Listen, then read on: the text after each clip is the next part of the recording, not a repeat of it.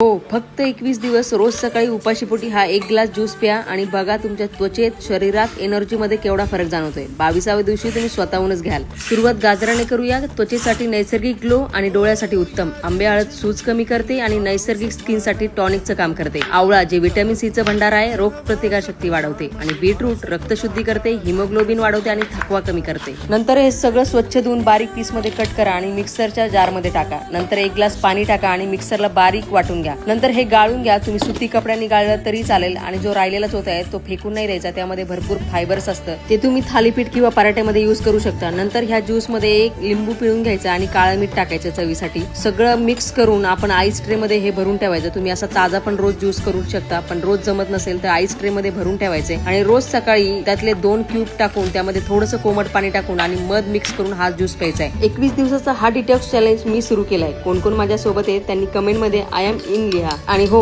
लाईकचं button दाबायला विसरू नका. 1 habit total change. Let's do it together.